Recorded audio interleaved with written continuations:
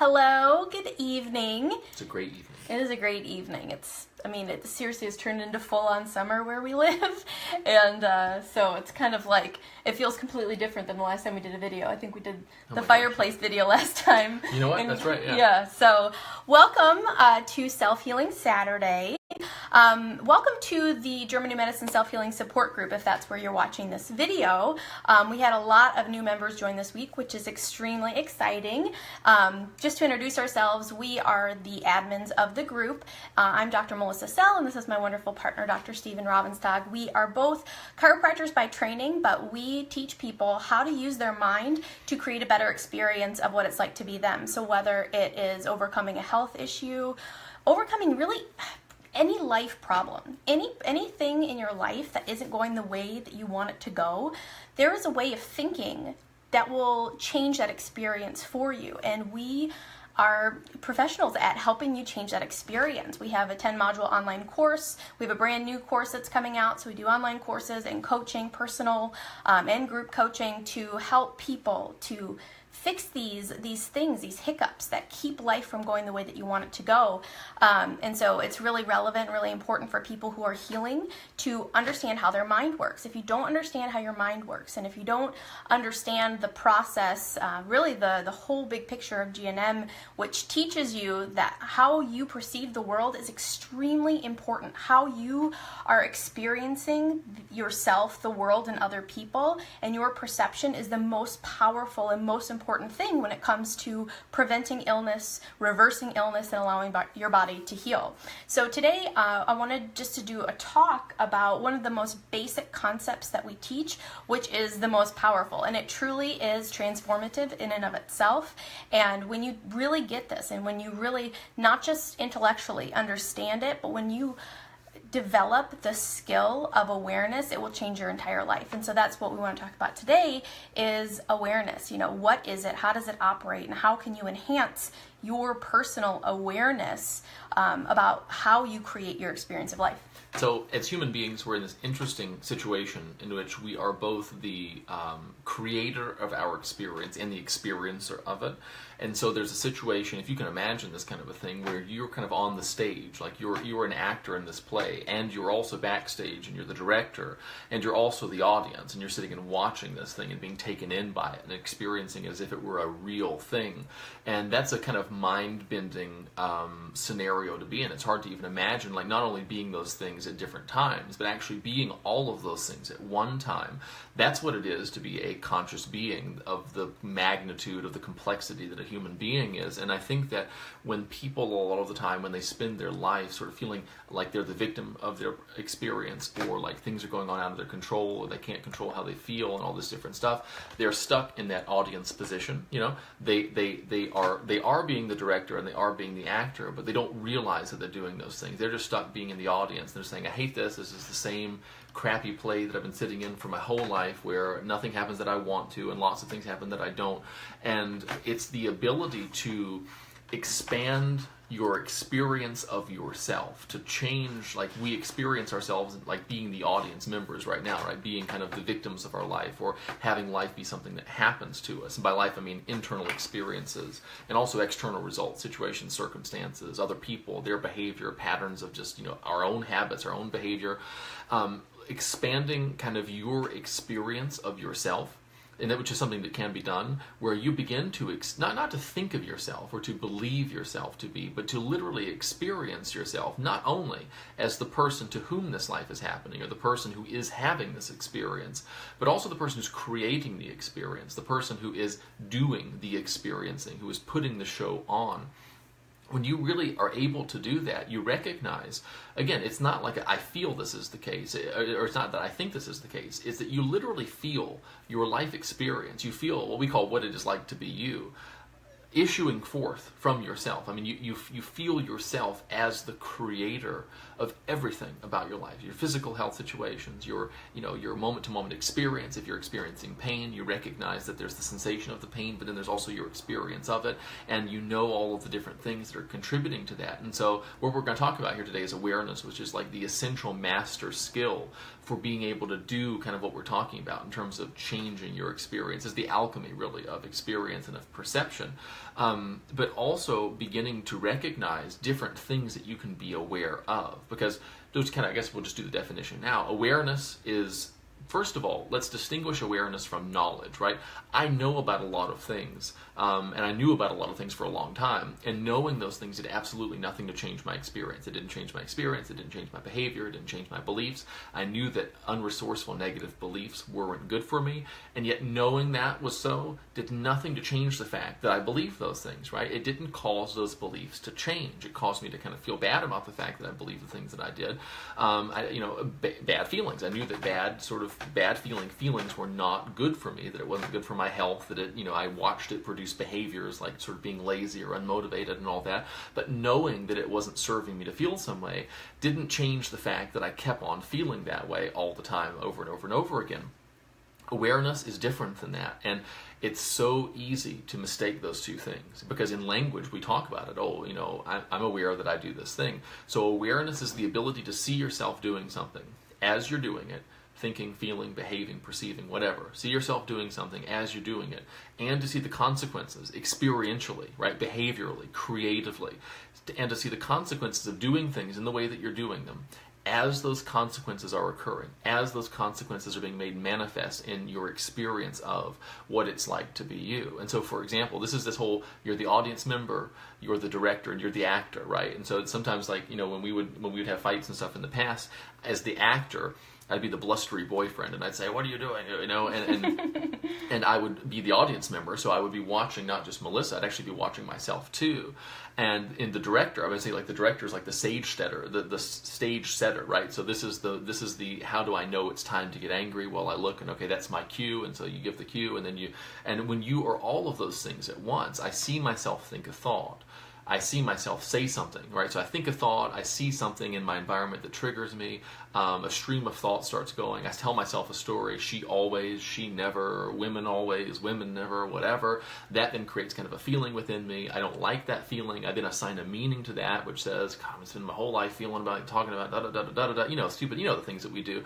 And then I resist that internally, so I emotionally say, I put the brakes on it, and I say, I'm not okay with that, I'm not okay with you, I'm not okay with this, I'm not okay with anything. I then have an experience of suffering, right, because I'm resisting that whole thing. And then from that really negative emotional state, that really unresourceful state, I decide to talk to you in what? A resourceful, caring, intelligent, effective way? Is that how I'm going to? No, I'm going to communicate in a way that reflects my internal state. I'm not going to reflect or communicate in a way that reflects my intention. I'm going to reflect or communicate in a way that kind of reflects my attention, what I'm giving my attention to, the stories I'm telling myself. And I did that for a really long time. Is it true? Oh, and I did too. And this is the huge thing about this, and this was hard for me to get in the beginning of my cultivating of my awareness. I could not see that things were flowing from me. Mm-hmm. I could not see it. I couldn't grasp the fact. I felt like things happened to me. And that's huge, I think, when you're learning GNM, when you really find out that your health experience, it's not something external that's happened to you. It's something that is flowing forth from a creative process that's going on in your body outside of your awareness. You weren't aware that the conflict shock that you had initiated this health program, this biological special program that's now causing your body to adapt in ways that you don't want it to. And sometimes that's really hard to grasp because we are so used to this not being, it's not your fault. It just happens. These bad things just happen to you. And that is one of the, the things that when you start to really understand this paradigm and you start to adopt it, you start to try it on, there is a lot of resistance because we're not saying it's your fault, but we are saying that it is flowing from you, that it is your responsibility, that it is an aspect of what it's like to be you, so it has to be coming from you. And so that just whole reversal it's super hard to understand at first, but you just kind of have to play with it and try seeing the world from that perspective. And some people find it easier if they've been, kind of in the more metaphysical sort of realm for a while. But if you are, not familiar with that kind of thinking, it can be quite a big shift in perspective. It's the ability, though, to observe experience. And so there are certain things in life that are sort of made to be observed. You know what I mean? Like if you drive down the road and there's a billboard there, well, that billboard, you're supposed to look at it. And what's it about? It's about tennis shoes, or you open up a magazine and it's here's some clothes, here's some electronics, here's an iPhone, look at me, look here, look here, look here. And for our whole lives, really, we have our attention pulled in directions to look at content, to look at stuff that other people want us to be looking at. So there's the things that we're supposed to notice. But then there's also these things that aren't necessarily designed to be noticed, right? So if I go to a play, I'm not necessarily supposed to notice the lights or the pulleys or the interesting things that make this thing up. I'm not necessarily supposed to notice that these billboards are positioned in a certain sequence, right, along a certain way that's designed to kind of trigger me at the right time, or that like ads and stuff placed in Facebook. Like I don't notice that. Like what was it the other day? I had been looking up something unusual that I don't normally research, and then all of a sudden there was an ad for me on Facebook about this particular thing, and I was like, gosh, they're really fast about that. I'm supposed to look at the ad. I'm not supposed to notice that they're positioning those ads for me, right after the other. But there's a lot of things that are easy to overlook, but that give us really powerful, really useful insights into what is really going on here. And so like if we're, let's say, just go back to this example, if we're having an argument, I'm supposed to notice all the content things that you're doing. I'm supposed to notice whether you did what you said you're going to do. I'm supposed to notice the tone of voice that you're using. I'm supposed to notice all those things. I'm not supposed to notice what I'm saying to myself in my head about that situation. I'm not supposed to notice the selective attention that I'm getting to the thing that you did that I don't like, and not all the wonderful things that you did that I do like, or the things that I don't like that you didn't do, or whatever. And that's really what a lot of this awareness is about, this pattern stuff. It's about noticing sort of the background, not just the foreground. It's about seeing how you relate to your life experience, or how you relate to stuff that's going on, and how your experience actually is flowing from how you do that relating, right? There's what you think about, and there's also how you think about it. And we have these structures of thought. We have these strategies. We have these kind of habits of thinking about certain things in certain ways, moving away from what we don't want, for example.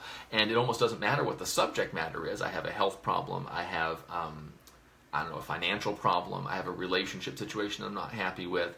It's very interesting. It's easy to pay attention to all those specific things. We're down there in that content level, right? When that happens, when things don't go my way, well, I'm upset because things didn't go my way. But when I start looking at the pattern level, I start looking at the background, I start looking at kind of what my thought is made of, not just what my thought's being directed to. I start to notice, well, you know what? In every one of those situations, relationships, health, and finance, I tend to focus on and move away from what I don't want. I tend to focus on and worry about or resist emotionally things that I don't want.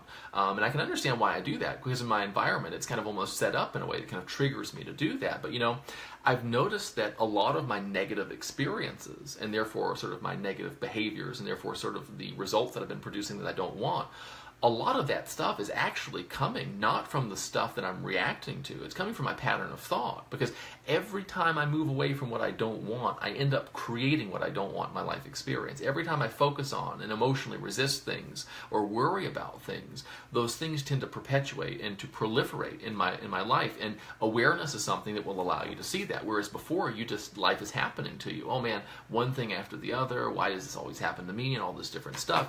But the beautiful thing about awareness is that you don't, and like you said, you don't have to believe us. Like you don't, and that's, I never want to ask anybody to buy into any belief on faith, because I don't think it's necessary. I think that people have a capacity to see what is true for themselves, and that you don't have to trust anybody else to tell you what's fundamentally true about your experience. And that's the thing I love about awareness, is that, and this is when I'm working with people, I guide them through this ability to watch their own experience, to learn what you knew how to do when you were little, when you were born, before people really kind of indoctrinated you and sort of hypnotized you out of it. Don't look at that. Yeah, exactly. Well, you get punished for seeing too much, you know what I mean?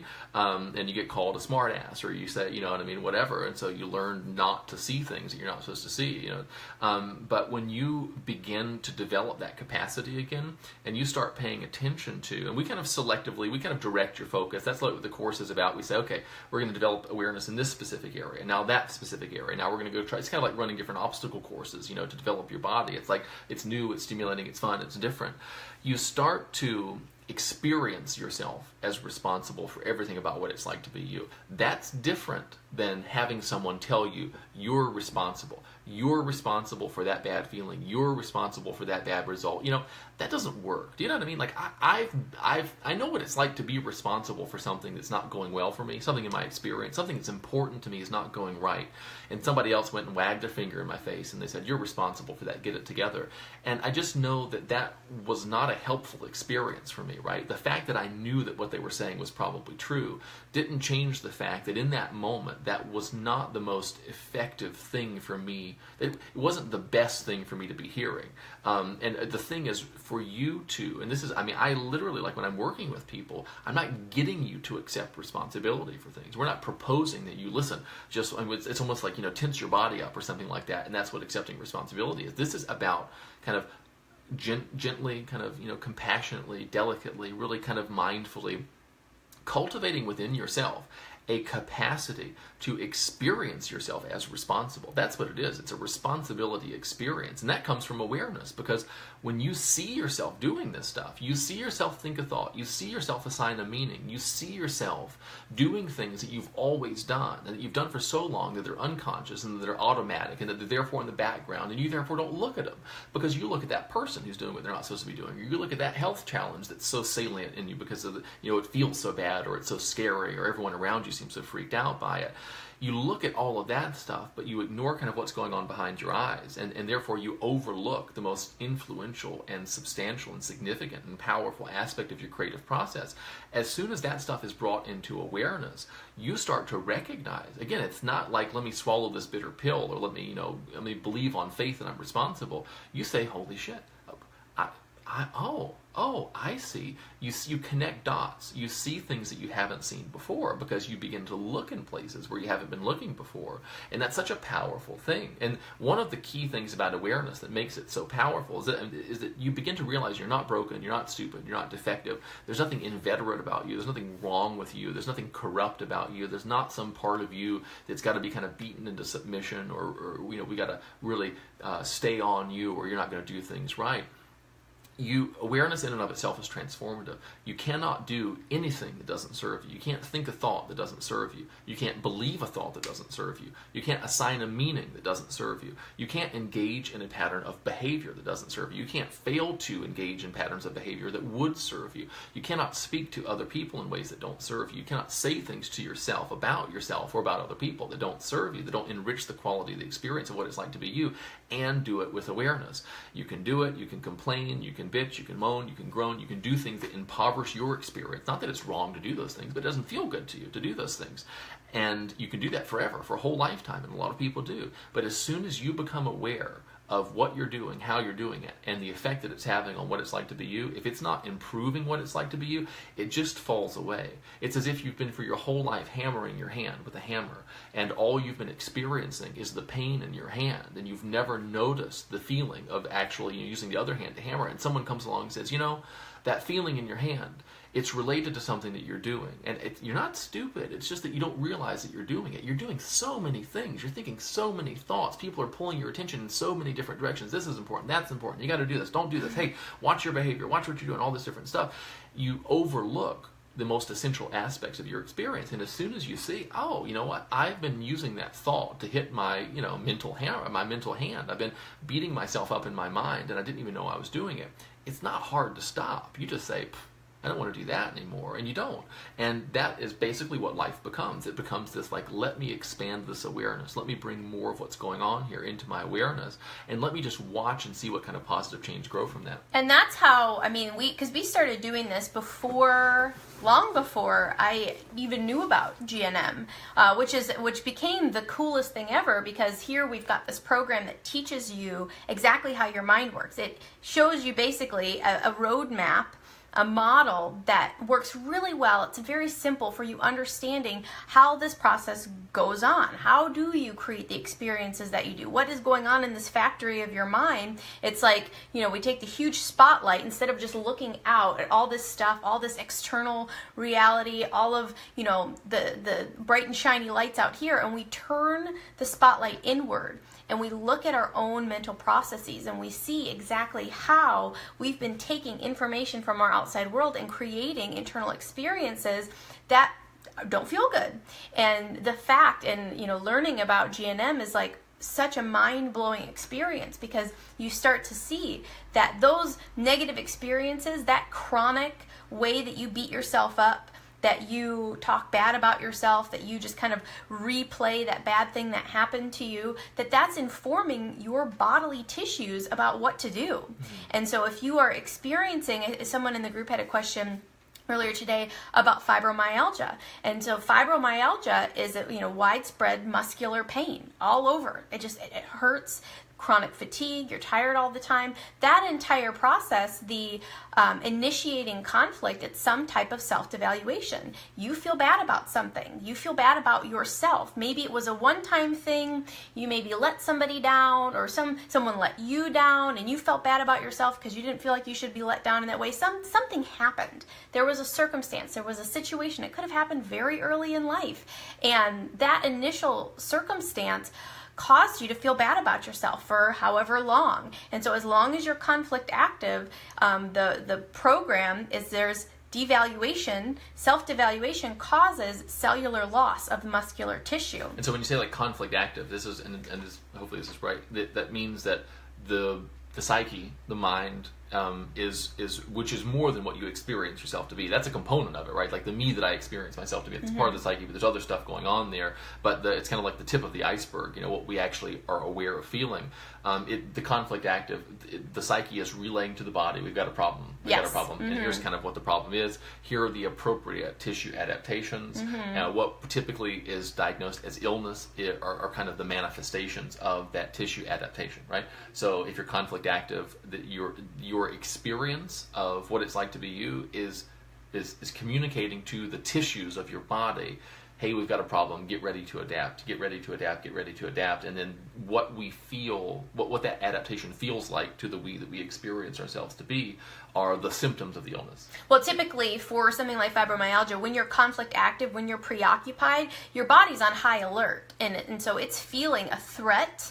And so that threat, you typically don't have symptoms during conflict activity, because that's when you don't have time to have symptoms, because truly your body is experiencing this flight or fight sensation that we need to, we don't have time to feel pain right now because we are actively in conflict. However, once you resolve that conflict, once it's out of your mind, you're not thinking about it that much, maybe the situation resolves itself and you resolve the conflict, your body then gets the message, oh, okay, conflict's over, and we move into the healing phase, because that active tissue adaptation has to be restored and rebuilt. And that's actually the whole purpose of that particular biological program, is to rebuild the tissue so that it's stronger once the healing phase is completed. However, when you get into the healing phase, that's when you have a ton of symptoms. That's when you have pain all over your body, and you're exhausted and you're tired. And then once you get to that phase, a lot of people are, they're like, what's going on with me? And then that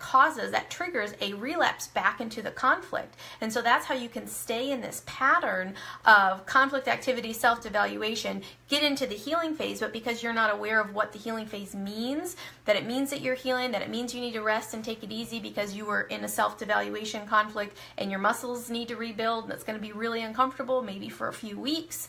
When you don't understand that, you can stay in this cycle for years. And so, but the realization that it's what's going on in your mind moment to moment. What are you saying to yourself? How is your body getting the message that it needs to adapt? It's getting the message via your psyche, via your mind, via the things that you are giving your attention to.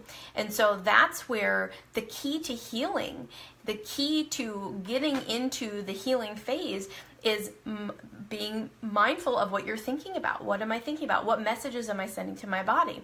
And it's never just one thing. We've always got a million things going on. We are thinking 70,000 thoughts a day. We typically, a lot of times have more than one conflict going on and different kind of topics at a given time. And so that's where your control of your mindset and your ability to recognize, to be aware, oh, you know what? I know that just now I had this thought, I assigned this meaning, and I am telling myself a story that doesn't feel good.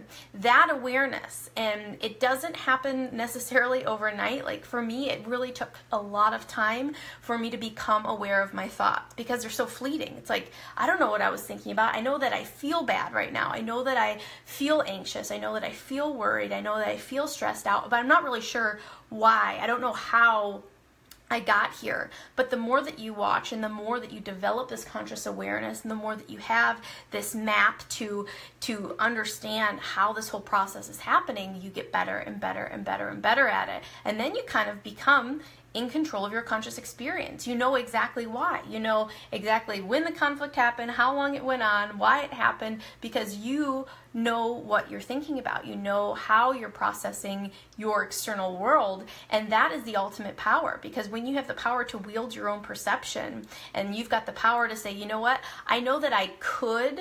One of the great things, I had a consult earlier this week, and the person is now realizing I'm about to walk into a conversation. You know what? I know that there's potential for conflict here.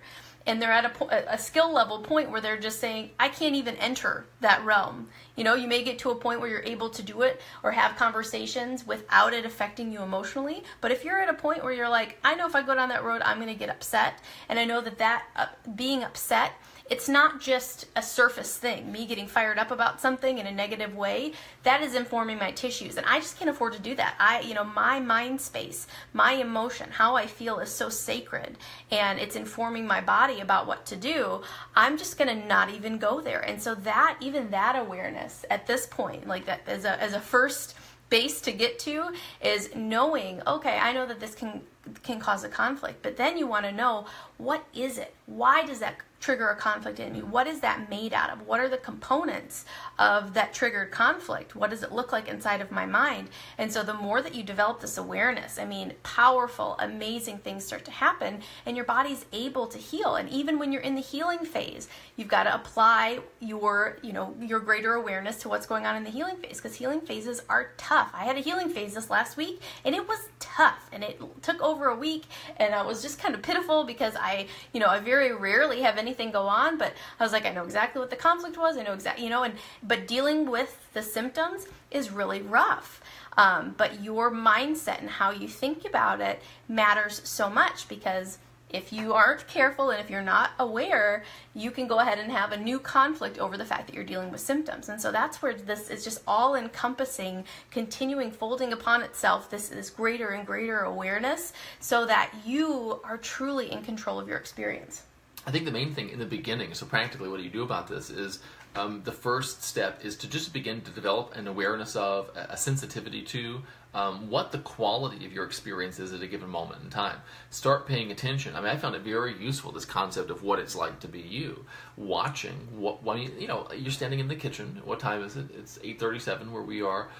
What's the quality of your experience of what it's like to be you? Like as you're watching this video, like on a scale of 1 to 10, what's the quality? What's the character? Are you into it? Are you not into it? Are you just kind of getting by? Do you feel like you could sustain this for another good 2 or 3 days before you need an improvement or a relief or a reprieve or whatever? And conceptualizing, right? This thing is that it gives you a label for it. And if we can label things, we can relate to them. What is the quality of my experience right now? It's not great, or it's pretty good, or it's whatever. An awareness of that is really, really hugely important, because that's the thing, that's like your guidance system. It's your feedback system. It's the thing that lets you know what the quality of your consciousness is right now, what the quality of your experience is, lets you know if it's an experience really worth having in this moment. And when you learn to watch that and to pay attention to that, it's not important that you know exactly how to change how you're feeling at any given moment in time. Awareness in and of itself, remember, is transformative. And so just the capacity to be aware of what the quality of your experience is. If I'm in and also, it's always my responsibility. It's always your responsibility what your experience is. You're just going to play with that idea. And it's okay if you don't see how. now, and it's okay if you don't see that it's true, things begin to change. And so if I'm in a conversation with Melissa and it's contentious, let's say, we don't have nearly as many contentious conversations as you would think, just because we use that as an example. Well, that's actually, that just to give you a little background, that's where this all began, was relationship issues with us, because I was literally so unaware of my patterns and my processes and how I created my experience. I mean, I was very regular about causing fights in our relationship every Friday night. He noticed it. I, of course, didn't notice it because I didn't know how I created my experience. And so, early on in our relationship, he at first was like, okay, I'll give this some time. But after a year, he started saying, whoa, this is a regular thing. This isn't just a one time or a... It was sort of a lifestyle. It was evident that it was that I guess your implicit kind of unspoken image or idea or assumption about a relationship was it involved. Well, it was a belief. Right? It was beliefs that I had, which is really, we have this whole beliefs course that is coming out later, beginning of next week. I believed that healthy, loving relationships, there was fighting. And part of it being a loving relationship was the fact that you'd fight, you'd have these huge blow-up fights, but then you always loved each other. And so if I had that belief, and so, but I wasn't aware. I had no idea that I was believing that that's what is normal in a relationship, but it totally is, based on my upbringing, based on the things that I witnessed. I didn't think that you could have a relationship where there were no fights. I thought that that was an integral part of it, was the blow up and then the come back together. And so once I became aware of that and watched it operating in my experience, it changed everything. And this is, for a while I would still embark on the fight, have the fight, and then I'd reflect after and say, oh man, that was knowing. It's not awareness. But my ability to be at the point where I could cause a fight, but being aware in that moment, it changes everything. And so if you're going back to this whole thing about your experience, you're paying attention to what your experience is in a given moment in time. You just start paying attention to that landscape. It's like, if you wander through the wilderness or if you wander through the woods and you're not really paying attention to where you're going, you're just totally just absorbed in conversation or whatever, absorbed in your telephone if you're looking at it, whatever. It's possible to wander through the same wood 100, 1,000, 100,000 times and never really learn the lay of the land. Mm. But when you start paying attention to your experience, you start paying attention to that territory, you start to notice certain things about it. Oh, every time this comes up, every time this happens, every time I see that person, every time I'm feeling this way, every time I haven't exercised, every time I do, my experience tends to be a little rocky. My experience tends to be a certain way. You start to notice that. And so the interesting thing is that, again, so you don't have to know exactly what's going on. That's what our course is all about, is actually showing you all these little levers that you can use to change, to affect changes in your experience, to relate more resourcefully to your experience and to your reality. But the key skill really is what we're talking about here, because you can know all of the stuff in the course, but if you don't do the work to cultivate your own awareness, your ability to use that stuff, now you can have a great conversation with me about it, we can sit around and talk about all the cool stuff in the course, but in order to create the experiential shifts, you've got to have the presence of mind. You have to have the capacity for awareness and that in touchness with your own experience to notice what the quality and the character of your experience is in a given moment in time, because otherwise you are experiencing without knowing that you're experiencing, and the quality's not that great. And so if we're having a conversation and my experience in that moment in time isn't good, if I'm not aware of my experience as a causal factor in my creative process, I'm going to be driven by it. I'm going to be motivated by it. My behavior is going to be influenced by what my experience is, but intellectually I'm not going to be paying attention to it. And so I'm going to be feeling bad. I'm going to be noticing things that you're doing that kind of give me an excuse to feel bad, and I'm going to say that's why I'm feeling bad. The reality is, though, if I'm in an argument with somebody else or a heated conversation with somebody else, I'm 100% responsible for my experience in that given moment in time. And if I'm not aware of what that experience is, it doesn't occur to me to say, wait a minute, we've got an experiential issue here. We've got a blip on the radar. Something's not really right. You're not feeling the way you want to be feeling. What's going on there?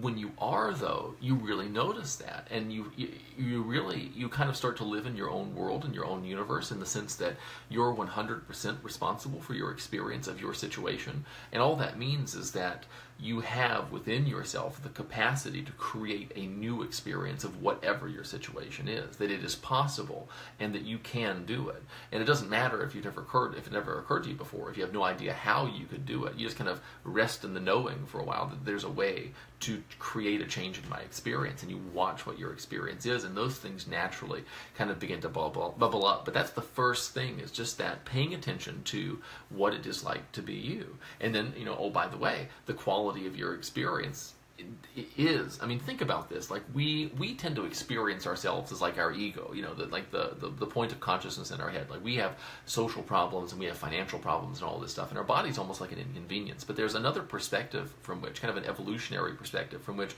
the body is what it's all about, right? The genes are what it's all about. It's all about surviving and having kids and taking care of those kids so that they can have kids and then take care of those kids and on and on. And from that perspective, our experience, right, what it is like to be us, is very much secondary. And if it's secondary, it means it must be serving something else, right? It must be serving survival. And so you say, okay, so what function does my experience of what it's like to be me, what relevant function does that play in my survival as a human being? Like what's the relationship between this psychological, spiritual experience and this very physical body that's kind of carrying around this genetic material that wants to get passed on? And the answer to that is that what we feel as what it's like to be us, what we feel as experience, what we feel as emotion, is a communication between the signal detection system that is our nervous system, our brain, our eyeballs, the mind being something that the brain does. It's not the only thing that the brain does, but it's one of the things that the brain does. The brain is this big, super complex thing. There are more connections between the neurons in the brain than there are stars in the known universe, and it's doing so much. It reaches a certain level of information processing complexity that it starts to feel like it feels to be you. Isn't that weird that you process enough information at one time in enough different complex ways, all of a sudden it gives rise to an experience of consciousness called what it's like to be you. And so when you recognize that man, to feel as if I'm a person, or to have an experience of consciousness, for there to be a what it's like to be me, is what it feels like for this organism here to be processing so much information relevant to its survival, then you start saying, if my feelings, if my experience right now were primarily a communication to my physical body, what would that communication be in this moment in time? If I'm agitated, if I'm depressed, if I'm beating myself up and saying I'm not good enough, what would my body be saying? Okay, what do we need to do to handle that? How does my skeletal muscle, or how does my skeletal muscle, or how does the actual cells of my skeleton, you know what I'm saying? How do my lungs respond? What is the tissue level response to the communication that my experience constitutes in this given moment in time? And when you realize that, it's sort of like, well, I mean, if I'm feeling aggressive, my body's getting ready for some kind of an aggressive move, right? And I'm not talking about like, the chemicals in your blood change. I'm talking about like the tissues start changing. They start getting ready, you know what I'm saying, to the degree that they are able to. And when you recognize that, you recognize how important it is to improve the quality of what it's like to be you, because one, it makes life possible. It makes living longer an option. And two, it makes life worth living. And so it's a very kind of useful and nice thing there, I think, that surviving and thriving are very much aligned in this situation. And so if you are dealing with an acute health crisis right now, you have to, it's so much in your interest to find a way of creating an experience of that physical reality that physical reality really flows from experience, right? But then, it's like we create our environment, and then our environment really kind of creates and shapes us. It's what we've been thinking and feeling and doing for all these years that have given us the body and the health situation that we have right now.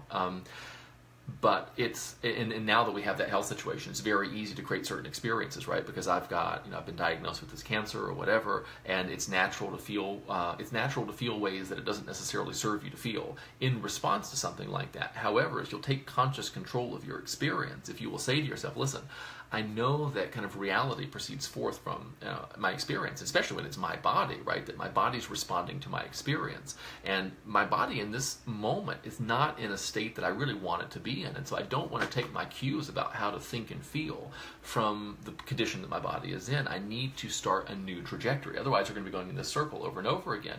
So there's this audacity, there's this willingness to say, well, my natural inclination here, all things being equal, is to feel really bad and to worry about, my well-being, my ability to provide for the people I care about, my mortality, my very existence on this plane. That's my natural inclination. That's what would be easy to do. That's what the unconscious choice would be. However, because I don't want the outcome that's going to come with that, because I would rather create something different, I'm going to consciously and I'm going to intentionally work on developing my capacity to create an experience, right, of what it's like to be me, to create feelings, to generate a perspective that is authentically, truly, deeply out of touch with what the reality of my physical situation is right now, because I want to lead my physical situation in a new direction. And so there's a sense in which you have to be unrealistic as it pertains to the present reality if you're ever going to create a new reality. And I think that giving yourself permission to do that is a very powerful thing. It's not that you're deluding yourself, it's that you're being original. You're doing something other than just kind of taking your cues from the reality that the experience you had before caused you to create. You're now saying, okay, given this, what do I want? What experiences do I want my body responding to now? Positive ones of well-being. And there's something incredibly resilient too, by the way. This is not about sort of like touchy-feely good feelings to being safe, and it's not about, avoid bad feelings because they're going to kill you. That's not the thing here. The thing here is learning to respond resourcefully to the reality of what you're dealing with right now, and that includes your experience. And so if you're having an experience that you say, boy, I don't like this experience, and it's probably unhealthy for me, it's probably not good for me, my body's probably responding to this in ways I don't want it to be responding, can you respond resourcefully to the fact that you're having an experience that is not that great? If you can, that will generate a new experience. This is a wonderful thing. It's kind of like our body is sort of our experiential inheritance, right? It's a manifestation of how we've been feeling all these different years. Your experience right now is a manifestation of how you responded to the experience you had a moment before. And so if your experience now is not a good one, that's not a problem. Just respond resourcefully to it, and then you will kind of embed a resourceful response into the experience that you're having, and the quality of that experience will increase. But if you say to yourself, if you do that 10 times and your experience increases by 10%, let's say, in quality, and then you say, oh, God, it's still not that great. It's only 10% better. Okay, well, then it's going to go back down, you see, because that's a less resourceful response. But when you just make it your business to respond resourcefully to the reality of what is in this given moment in time, your health status, how you feel about your health status, how supportive or not supportive the people around you are about your health status, about your health choices. If you really just free yourself up to just say, my job is to respond resourcefully to what is, without regard for what is at a given moment in time. What is begins to change for the better. It's your only job is just to respond resourcefully to how you're feeling right now. Let it be okay that you're feeling the way that you are, and say, okay, given this, what do I want to do now? What do I want to think now? What do I want to see now? How do I want to perceive? How do I want to experience now? Yeah, and along those lines, someone had a question earlier today in the group about, I guess she has had a breast cancer diagnosis in the past, and how to overcome the fear of metastasis, because that's really one of the biggest, scariest things according to modern medicine. Is you've got this cancer, but not only do you have this cancer, that it has this potential. Some cancers are really extra bad, and they send these cells out to other places in your body. Now, in the GNM paradigm, that's not the way that it works, and there's a lot of reasons that Dr. Hammer found that cancer cells have never been found in arterial blood, that they don't cross over embryonic germ layers. As far as cancer spreading to one place or another, that additional cancers, what modern medicine calls metastasis, is actually additional cancers due to additional conflict shocks. And a lot of times that actually happens as a result of the initial diagnosis. So let's say you do have a breast cancer, you get diagnosed, but that moment of diagnosis, the diagnosis shock, a lot of times is far worse than whatever led to the diagnosis you got in the first place, because a lot of times by the time you find it, the process is already in healing, especially with something like ductal breast cancer. By the time you find it, the body is already healing a conflict that had occurred. So whether or not, because it's very hard at first to kind of divorce yourself from thinking about cancers as their ability to spread. And so if you can't believe that right now, if that's too hard for you to believe, the fear though, so that's the thing, is we feel so many times that it's safer to sit here being afraid of this possible thing that could happen, because we feel like somehow our worry, our anxiety about it is going to ward it off. But regardless of what's true externally, whether, I personally believe the GNM paradigm, it makes more logical sense to me that additional cancers are actually additional conflicts, not cancer cells that are breaking off from one place and going to another.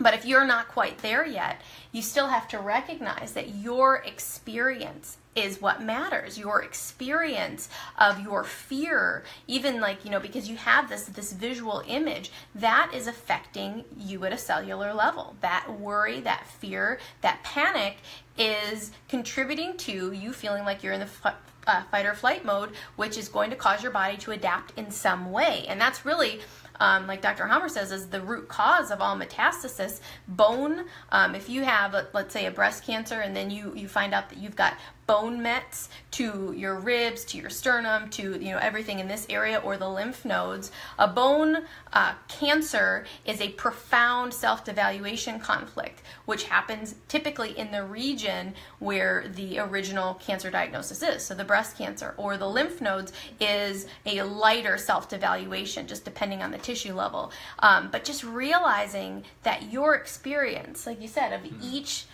level of it, it's a communication. Well, it's in the case of the fear thing too. So you're feeling 8 out of 10 fear, let's say, because of this because you were basically attached to a paradigm is the thing, yeah. right? So this is a person who fears metastasis, right? And so therefore, because of that, it's on her mind because she has a diagnosis, right? And so she's experiencing a lot of that fear. How she responds, if you're watching, how you respond to that fear is very significant. So for example, what does that fear mean? Because when we're feeling an intense negative emotion, when we're feeling an intense fear, there's a default kind of assumption that the degree of our fear tells us something about how afraid we should be, versus it's like, well, why am I feeling this way right now? Well, I'm feeling this way because I am believing certain things. I mean, that's why you're afraid. It's not because those things are true. It's because you're believing certain things. Your experience is a thing that happens as a result of what you perceive and what you think about and what you believe. And so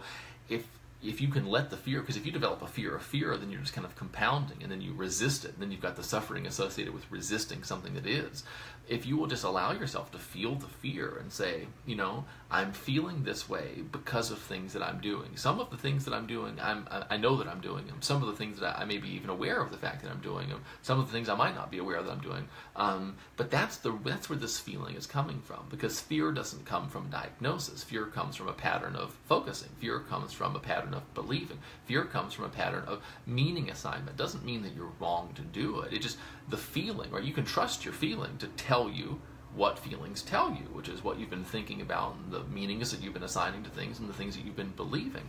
So if you can kind of just let that fear be there and actually really feel it, but then say, this is actually telling me nothing about my prospects for survival here. This is just telling me about what's going on inside my mind. It's actually triggering me or reminding me to examine what I'm thinking about. And to the degree that you are relating to a belief that you have about metastasis and it's not serving you, and when you bring that into your awareness, you think, basically it goes from being a very kind of personal thing, it's very real and very kind of like second nature to the point you can imagine not doing it, to, well, of course, if I sit around and think about this, I feel afraid that this is what it feels like to think this thing. Feelings really are what thoughts feel like. I mean, it's what it feels like to be thinking a certain thing. And when you recognize that, you just start exercising. And it's very important that you not try to force yourself not to think about those things. Just watch what happens when you do.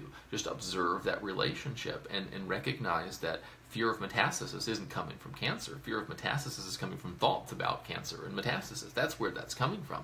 This is one of those things. I mean, it's weird, right? Because there's so many people who have married their experience to what they think their reality is, that they are critical almost or incredulous of people who really take conscious control of their experience and who say, I'm going to notice how I'm thinking and how it feels to think that way. And if it doesn't feel some way that seems worth feeling, I'm going to find some other. If it's worth thinking about, it's worth finding a way to think about it that feels good to you, or at least it feels better than the way that you're doing it right now. And one thing I think that's really important to notice is that we're not even talking about changing anything about your behavior. We're talking about just relating to whatever it is you believe right now.